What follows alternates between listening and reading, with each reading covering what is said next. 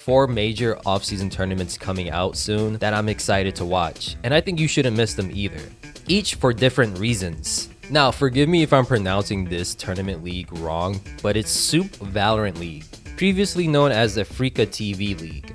And I've said it in the past, I don't put in too much stock at the results of off-season tournaments, but I do want to mention that last time these organizers put on a tournament, the winner of it ended up being the America's Kickoff Champions and Masters Madrid Trophy Lifters. So keep that in mind. The teams that are going to be playing in this event are going to be Sentinels, NRG, Gen G, DRX, Talent Esports, Billy, and Myth, aka Made in Thailand, repping the Thailand qualifiers.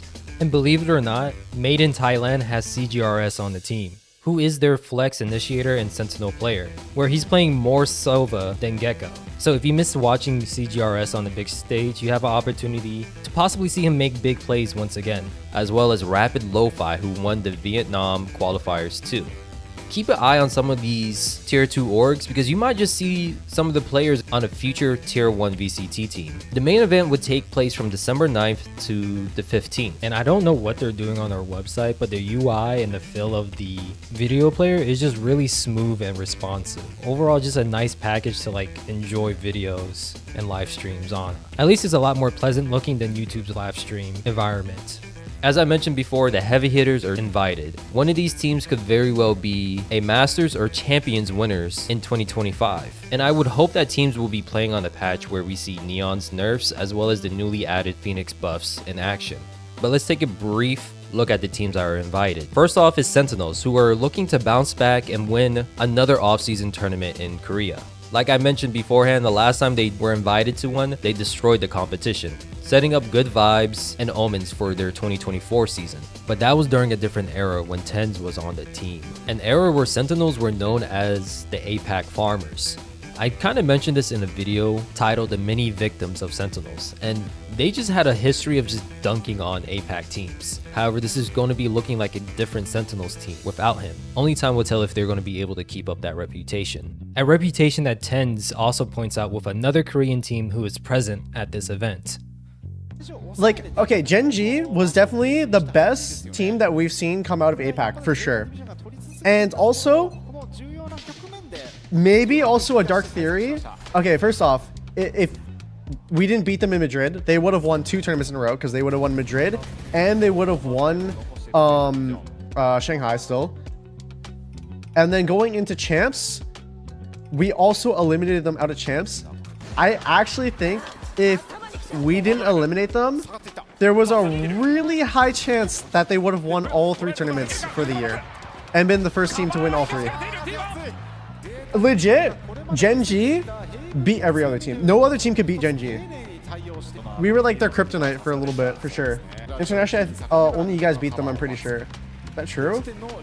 No, straight up, if we didn't beat them in Madrid and we didn't knock them out of champs, they would probably be the first team to win all 3 tournaments of the year. I'm sure that Gen G and fans of that team can't wait for a possible matchup between the two. There were times where Sentinels looked quite shaky during the Sen City Classic event that they hosted, where they got their backs blown out by NRG twice in the process. This team will still have John QT as its IGL, Nere, who has been playing more of a Sentinel role, as well as the Duelist role in leaked scrims. Bang will be on controller, Zekken as Duelist, and Zels is flexing controller and initiator from time to time. I wouldn't be surprised if they switch things up, but they might just stay true to these new role changes that some of their players are experiencing. And we did mention NRG earlier. They look quite impressive in the same Sentinels Classic tournament by not dropping a single series. And during that event, people were basically saying that NRG picking up Verno and Mata was like picking up 2 narrates, for good reasons. Many, myself included, already knew that Verno would light things up on the tier 1 stage, but Mata's performance during that tournament really let me have egg on my face. Imagine giving this guy a B in a way too early roster pickup grade. I guess I just have to watch more tier 2 next year instead of just looking at recent stuff and Ascension. This will most likely be Finesse's last year in pro play, so best believe he's going to be putting his all into it, as well as Som, who has been more vocal in play calling too. Same with Ethan, who no longer has to worry about IGLing. NRG was able to put the smackdown on Sentinels before, maybe they can do it again and win the whole thing. Next we have DRX and Gen G, who have storylines that kind of just write themselves. 2 strong Korean teams looking to take over the Pacific region next year. Best believe Foxy9, who joined Gen G, will love to show up his former team in DRX and make them wish that they paid him to stay. However, for Gen G, they were the first team to lift an international trophy for the region. I would imagine that they would want to be the first ones to lift a Champions one too. This team is looking different by also bringing in Yeoman. Lucky and Meteor are no longer in this organization, but when you have the likes of Karon, Texture, and Munchkin, as well as coaches in Solo and HSK, your team should still be quite competitive. And DRX also has some new faces too, with only Mako and Flashback returning for this team. Freean and Hyuman are their new additions that their fanbase love, and rightly so. These two have been frying things up in the lower division of China and Pacific.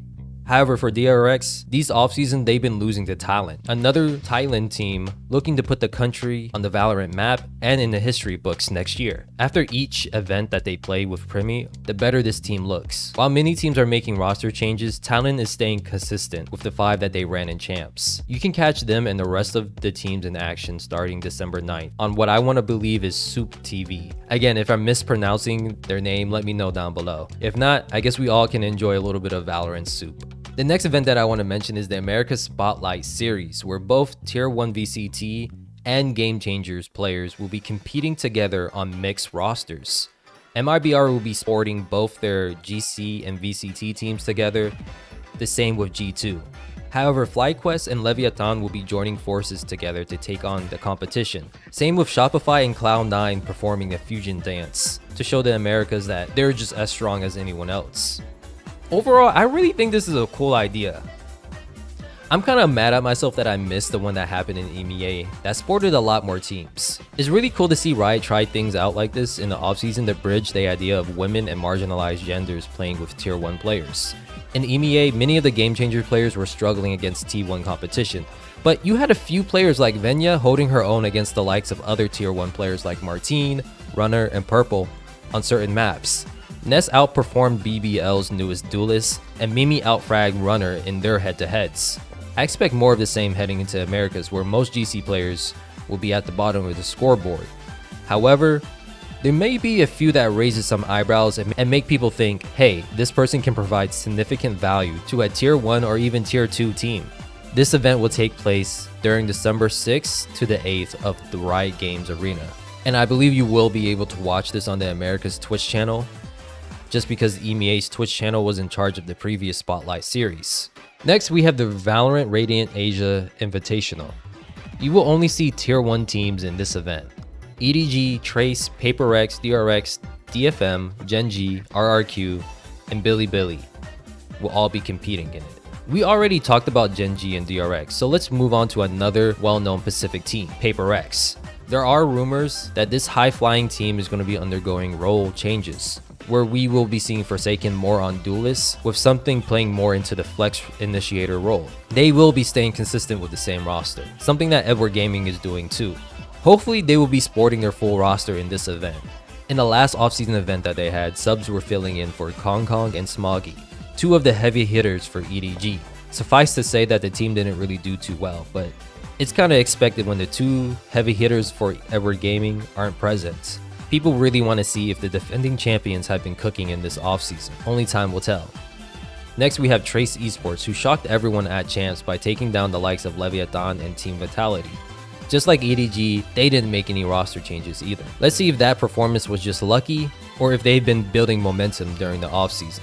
Here we have DFM, who completely revamped their roster around May. They look like they improved in the Red Bull Homgrounds qualifier when you compare that team to the one that was playing during the 2024 season. And I'm hoping that we continue to see improvement from the team in this event.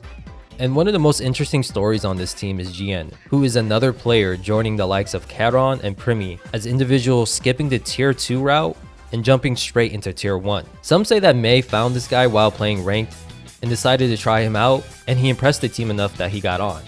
DFM also describes Art as being good with the Odin, which he was able to prove these claims right during the Red Bull qualifiers. Next, we have Bilibili, who won China's FGC offseason tournament. Looks like the new addition of Russia is paying off for this team. Lastly, we have RRQ with the likes of Jimkin and Monyet, as well as new addition Warbird. By the time this video releases, the Switch stage should have started, so be sure not to miss the rest of the games. The Red Bulls Homeground tournament is the last event that I want to mention. The international playoffs should have finished by the time this video is out, but I'm recording it at a time where they haven't started yet. Mainly because I won't be home and able to record content. However, my money is on G2 and Foot Esports qualifying. If I'm wrong, comment down below an egg emoji so I know I have egg on my face for that prediction. Regardless, we have Team Heretics, who I want to say was the best EMEA team for all of last year. This organization made no roster changes. However, Fnatic is another EMEA team looking to take that title from Team Heretics. So they brought in 2 new individuals, Kayak from Apex as their duelist, and Sayonara filling in for Leo. Karmine Corp will also be participating in this tournament, who blew up their roster in a gamble to make champs, which is in Paris during the 2025 season. The only returning player is Martin. Sadak, Zipan, Avez, and former BBL fragger Elite fill out the rest of this team.